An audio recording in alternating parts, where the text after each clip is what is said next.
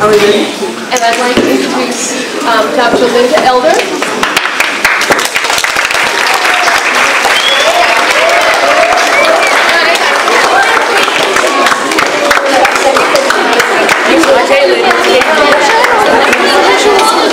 We only have a few minutes together, right? Just about 35 or so. And so I want to talk to you about a few things and read you my book that I've written. I'm the president of the Foundation for Critical Thinking, and we are about an hour and a half drive up the road from you. And we're concerned with creating a better world. Are you concerned with that? Yeah. Yes. So we want to create a better world, but we know that we need to do that through our thinking. Okay? So we need good information, right? We need to use our thinking to make sense of that information. So this book, Fair-Minded Fran and Three Small Black Community Cats, came about because I was playing tennis at my school, local school, and I saw three small black cats that looked to me like no one was taking care of. So I didn't know what to do, so I got involved with the problem. So now I'm going to read a story to you and talk a little bit more about community cats, and I know you already know a lot about them. But first I want to read what I've written for you, because this book, after I read this book today, we'll go over to your library here. Do you have a library? Yeah. Okay, so you'll be able to check this book out from the library. And it says, October 16, 2012, to the students and teachers and everyone at Herbert Hoover Middle School, on National Feral Cat Day, the first book reading was here at your school of this book. Okay? So if the library keeps this book forever and ever and ever, okay, then all the children that come behind you will see this book and they will see that description right there for you. Okay? So this story is about Fair-Minded Fran and how she learns about community or feral cats. Okay? So now, we're going to look for three characters in this book. We're looking for Fair-Minded Fran.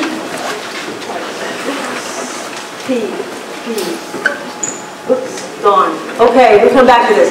Fair-Minded Fran, Selfish Sam, and Naive Nancy. So I want you to look for those characters in this book, and I want you to see what you can figure out about them as we read the story, okay? So now, page 1.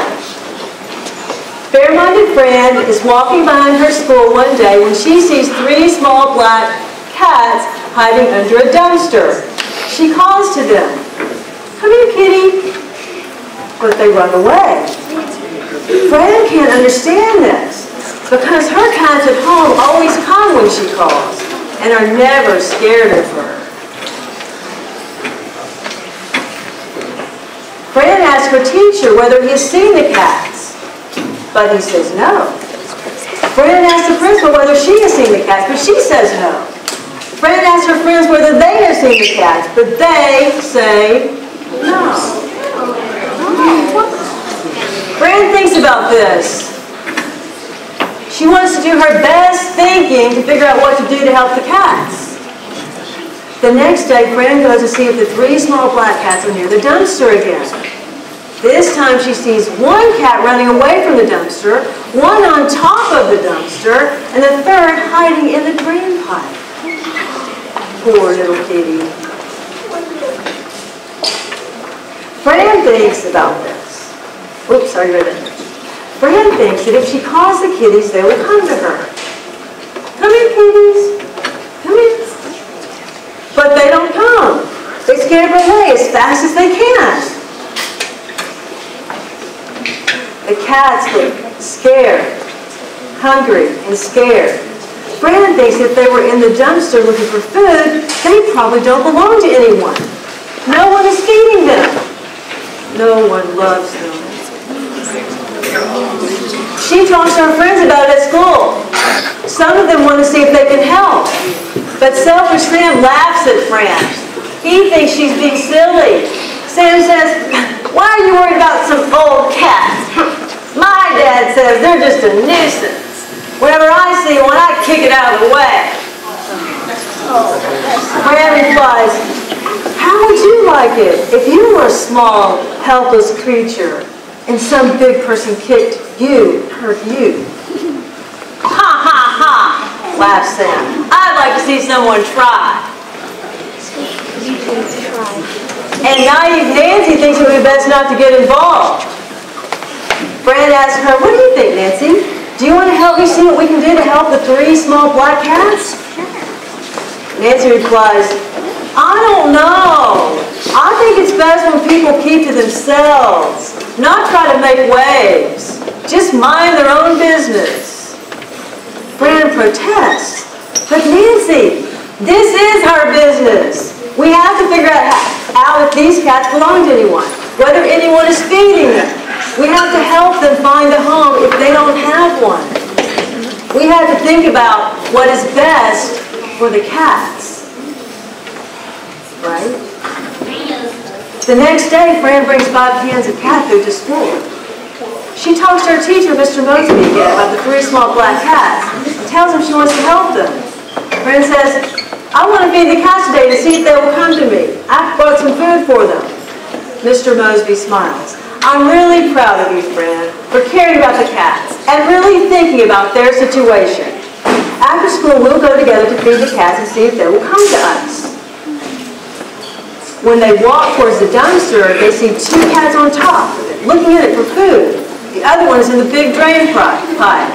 Fran calls, "Kitty, kitty. Come here, kitty. We brought you some food."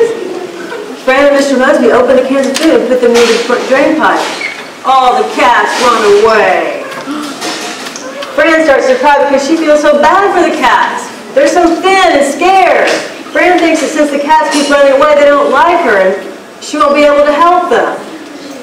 "Fran, I think these are community cats," says Mr. Mosby. "Community cats?" exclaims Fran. "What's a community cat?" Mr. Mosby explains. "They're cats that are born outside to a mother who's probably always lived outside. They're naturally afraid of many things, or most things, including people, and they often don't live very long if they aren't being fed by someone because it can be hard for them to find food. So they're often weak and sickly. They look for mice and rats and food from dumpsters. Community cats are not tame cats. They're feral cats." Fran asks, "Why don't we take them home and make them into house cats? I can talk to my mom about it and see if she'll let me keep them." Sighing, Mr. Mosby says, "That won't work for these cats because they'll always be too afraid of people to live inside. Feral kittens have to be rescued and adopted before they're about 10 or 12 weeks old. If they aren't, they'll probably always have to live outside because they'll be afraid of people." Fran feels terrible. "That's really sad. I feel so bad for them," she says. "I can't imagine what it would be like to live like they do. But I can empathize with them. I can try to imagine it, and when I do, it makes me sad." Mr. Mosby smiles. "I'm very glad you can empathize, Fran, because so many people can't. They only think of themselves." "Yes, like selfish Fran. Selfish Sam," Fran replies. "He says he kicks cats when he sees them. He can't empathize at all with their feelings." Mr. Mosby shakes his head. "I'm sorry to hear that. I'll talk to Sam and try to help him think about how the cats would feel if someone were being mean to them. But for now, let's see what can be done for these 3 small black cats. Let's see if we can make their lives better. You're inferring that no one is feeding them, but that might not be true. Let's see if anyone at the school is already feeding them. That would be a start." Fran and Mr. Mosby go to the principal's office and talk to the secretary, Christine, about the cats. Christine says, "I know about those 3 small black cats. There's a gray mama cat that keeps having babies, and those are hers." Mr. Mosby asks her, "Does anyone feed the cats?" Christine replies, "Yes, Dan, our maintenance man, sometimes feeds the cats. He has a soft heart for cats. And Jeannie, the cafeteria lady, also feeds them sometimes. But I don't know if they feed the cats all the time. Mr. Mosby and Fran go to find Dan. Hi, Dan, says Mr. Mosby. Fran has noticed 3 small black cats that seem to be hungry and living near the dumpster. Are you feeding the cats? Dan replies, sometimes I do, but not every day. I fed them every day when they were younger, but now they seem to be growing up and finding their own food. I assume they don't need to be fed every day, but I'm not sure. Says Mr. Mosby. Let's find a cat rescue organization and see what we can learn about community cats. Let's see if we need to feed them every day, or what we need to do to best help them. Dan says, let me know what they say, and if I can do anything to help. Fran smiles. I'm so glad Dan has been helping the cats. He can empathize with them. He can imagine what they're feeling when they're hungry. And even though he has assumed that the cats don't need to be fed every day, at least he is willing to change his thinking if we find out they do need to be fed every day. He's willing to change his thinking. Mr. Mosby calls the local animal shelter and explains the situation to them. They say there's a group called Friends of Ferals. They can come out and talk to the students about feral cats and help with the 3 small black cats. The next day, Janet and Susan from Friends of Ferals come to Fran's class and explain about the lives of community cats. They give the students this information. Community cats can have a hard life because they are afraid of people. Many people assume that community cats are best left alone, but this isn't true. The average lifespan of a community or feral cat is only about 2 years unless someone feeds it. And for your domesticated cat, it's more like 15 years or something like that, maybe 10. One of the biggest problems for community cats is that they breed and constantly have kittens. Then these kittens become feral cats unless they are rescued and adopted by someone before they're too old and too scared to be rescued.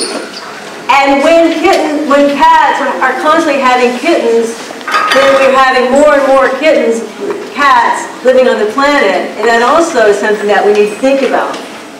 The best way to help community cats is just trap them and take them to a veterinarian or animal shelter that will do surgery on them so they can't have kittens.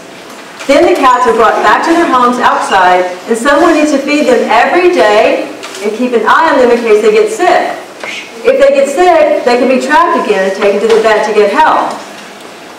After the talk, Mr. Mosby asked the children if they wanted to help the 3 small black cats. Everyone in the class says, yes. Yes. Even Sam wants to help. Because he isn't so selfish anymore. But he's trying to be more fair-minded about the cats, since he's learned about the hard life they have. The children talk with Friends of Ferals to learn how to help the cats. Together, they raise money to buy cat food. They ask the shop teacher if his students can build a feeding station where they can feed the cats when it rains. Sam brings in a bed for the 3 small black cats. It's an old plastic doghouse with an extra hole cut out of it on the opposite side of the door, so the cats can scramble out either door if they get scared. It's filled with straw from his father's farm. So that's wonderful. Sam is changing. The children take turns feeding the cats every day. They put up signs in town to find people to feed the cats on weekends when school is out. Dan volunteers to help with the feeding too in case the children forget and when they get older and leave the school. Friends of Ferals trap the 3 small black cats and the mama cat and take them to the animal shelter to have their operations. When the children see the cats up close, they notice that one of them has a small white dot on her chest. Children name that one the white dot.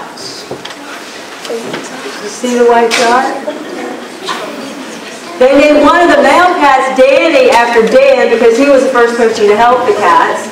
The third, the smallest black cat, they named Sylvester, well, because he just looks like a Sylvester.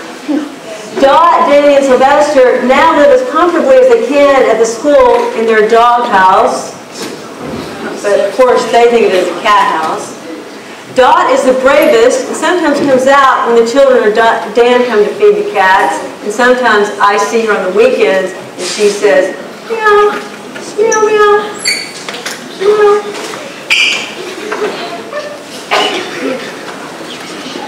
The children never see the gray mama cat, but Dan sees her eating after all the children have gone home.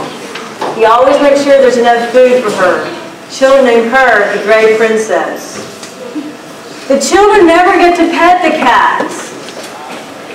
If they don't mind, they're just glad they can help. They realize they can love the cats without getting anything in return from them. Friends and Ferals are still trapping cats to get them surgeries, bringing them back to their outside homes after surgery, and helping people learn about the hard lives of community cats. The animal shelter gives the feral cats their surgeries and helps keep them warm and fed while they're in their cages. And some really nice people give money to help pay for these surgeries and all this help for the kitties. And part of the proceeds of this book go to help Friends and Ferals continue their work. You might have a chance sometimes to empathize with a community cat or a group of community cats. There are lots of ways to help them. Contact your local cat rescue group to see how you can help. Your teacher or parents can probably show you how to learn more about community cats. So now, in the back of the book, that's into the story about the cats.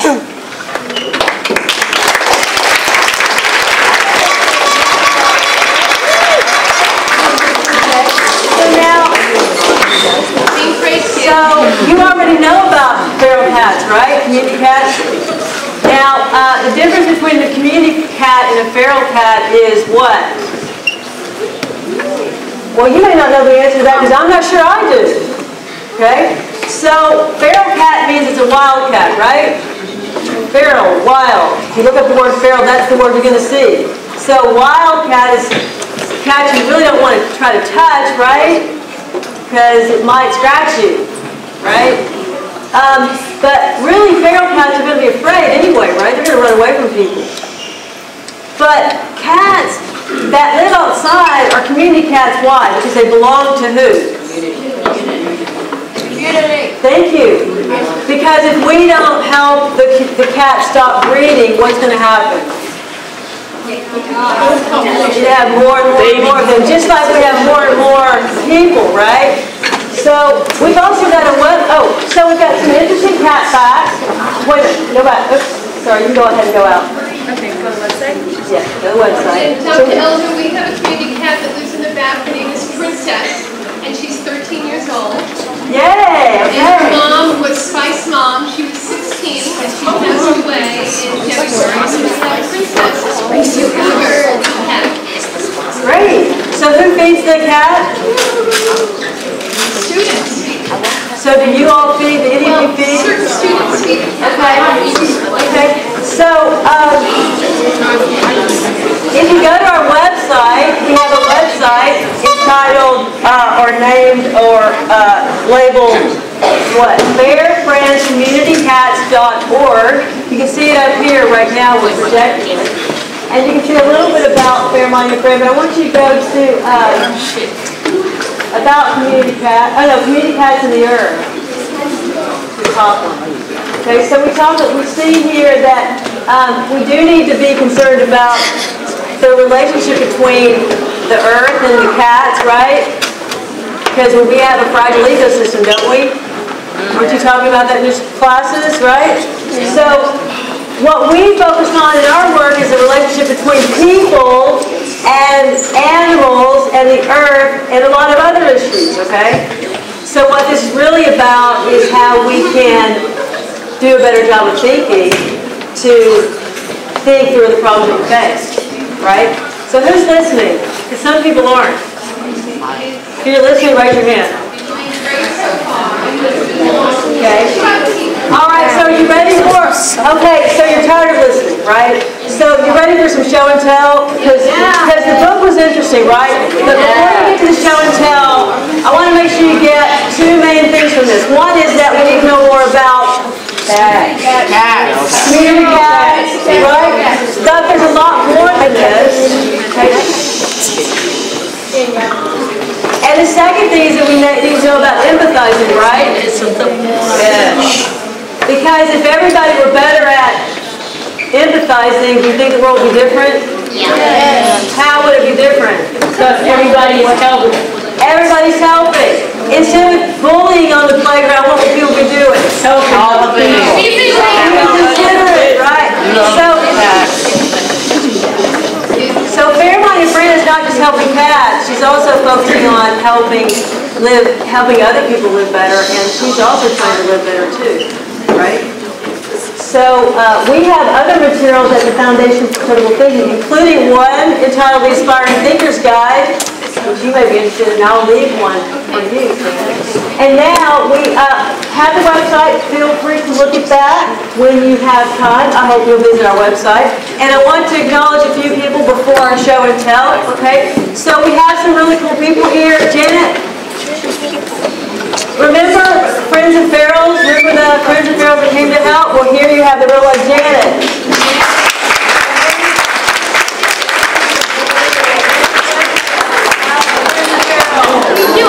And Janet spends a lot of time doing what do you think? What do you think she does with the cats? Feed them. What else? Drive them. What else? Help them get their surgery. She climbs into the basement and looks for kids to help with the rescue. Okay? And then we have a couple people here from the SPCA. Can you come over and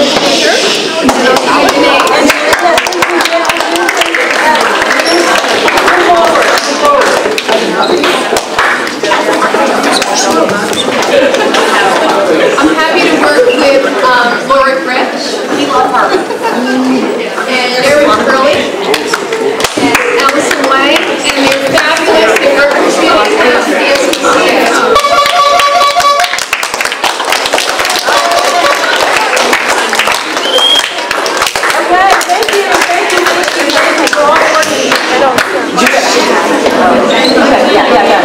Okay, so now for the show and tell part of this, ready? I'd like to acknowledge Mr. McMahon helping I'd like to acknowledge Mr. McMahon for helping set up the technology.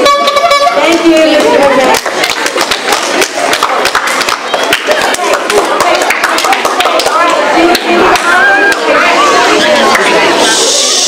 Listen, no clapping now. No loud noises, no clapping, because we have a little kitten here, and she's meowing. She was rescued by the Marin Friends and Ferals when she was 5 days old. 5 days old, okay? And Victoria adopted her, and she is now about 4 months. 3.5. And we're going to see if we can get her to go into a trap, but maybe not. Okay. The count to the horn, because that's freaking out. Okay, thank you. So, anyway, so here she is. So, if we had rescued her, what would happen to her, do you think? She would die. Yeah, she would die. So, a lot of the kittens die that are outside, that are born outside. A lot of the kittens that are born to mothers die. So, we're able to rescue some, and here's this little one. Her name is Tennessee. You ever been to Tennessee?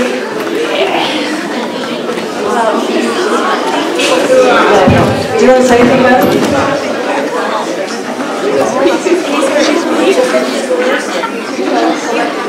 11 and 12-year-olds. How many of you are familiar with the playwright Tennessee Williams?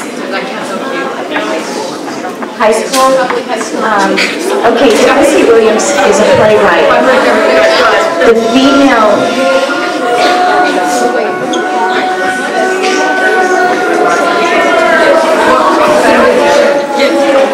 Tennessee Williams' female characters are very frail, spunky but frail, and you don't think they're going to have a good chance for survival. So when they told me she was 5 days old and they had given her a chance for survival, I thought I should name her after Tennessee Williams, the playwright, because his females have a rough life, and we didn't know what kind of life she would have. We should have known. But she is spunky, and she made it. She's 3.5 months. She's about 3.5 pounds, and she visits with veterans who have post-traumatic stress disorder.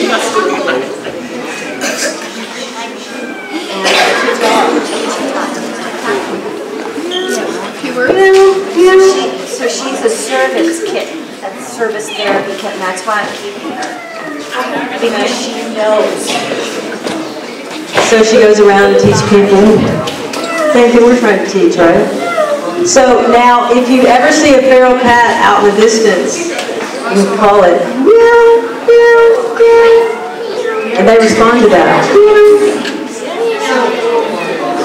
We'll just, no, I don't think we do that. Okay, so now, what did you think of the book? Did you like it? Okay, so tell me, okay, we're gonna wrap this up and let you go, but before we do, I want you to tell me one thing that you learned today. One thing. Yes. Okay, good. Pass me down there and get fed. What else? Wait. Feral cats get taken to vets. Feral cats get taken to the vets to have their surgery. Good. What else? Anything else? What? That's it? One more? One more? No, we're here. Michael? Yes, thank you. All right.